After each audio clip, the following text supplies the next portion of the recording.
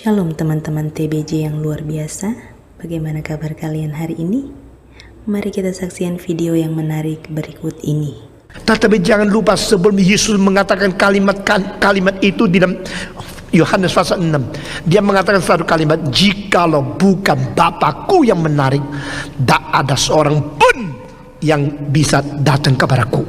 Setelah kalimat itu dikatakan, baru disambung, barang siapa yang datang kepadaku, tidak ada seorang pun yang kutolak. Saudara mengerti logikanya ini? Jadi kalimat pertama yaitu pilihan Allah yang menentu siapa yang bisa datang kepada dia. Kalau bukan Bapa menarik, tak ada seorang datang kepadaku.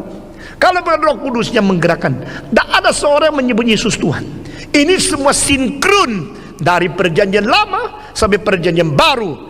Allah Bapa, Allah Anak, Allah Roh Kudus bekerja sama di dalam memanggil. Allah Bapa mengutus Anak, Anak kembali kepada Bapa, Allah dan Bapa dan Allah mengutus Roh Kudus. Yang dikerjakan Bapa, itu yang dikerjakan Kristus. Yang dikerjakan Kristus, itu yang dikerjakan Roh Kudus.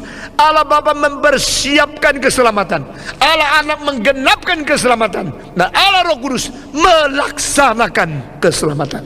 Dengan demikian, kalau tidak Bapa yang memanggil dan menarik, tidak ada seorang yang datang kepada Yesus Kristus.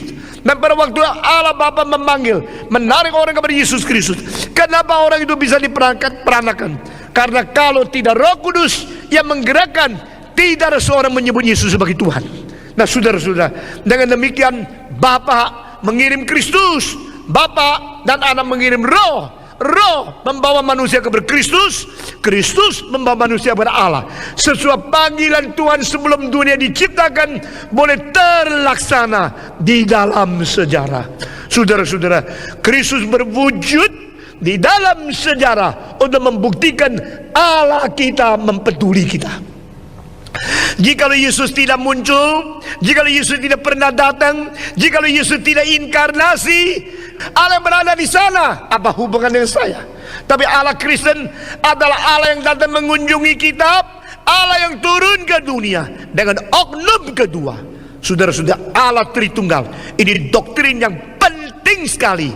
Ini doktrin yang mutlak dibutuhkan, an absolute necessity in our faith, that our God is a triune God.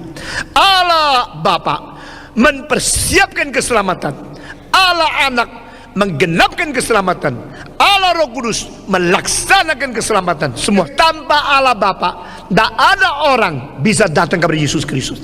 Tanpa Roh Kudus, tidak ada orang bisa menyebut Yesus sebagai Tuhan.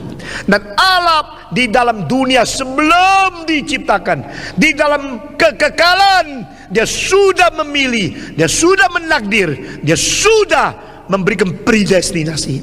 Sehingga yang datang kepada Yesus Kristus adalah orang-orang yang disediakan Bapa dari segala bangsa, segala suku, segala negara, segala bahasa, untuk dikumpulkan, ditarik menuju kepada Sang Anak yang dikirim menjadi juru selamat.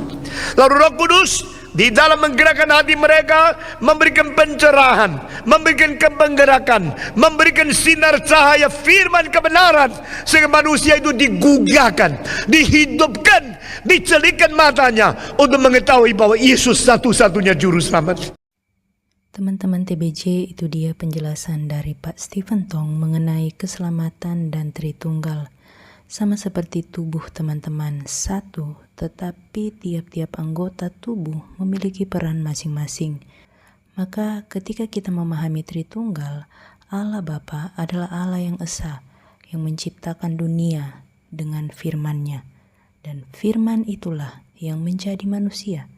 Dan sang firman, yaitu Yesus, mengutus Roh Kudus ke dalam dunia untuk menginsafkan dan memberi penghiburan dan kuasa bagi anak-anak Allah dalam memberitakan kabar baik dan mengalahkan kuasa si jahat.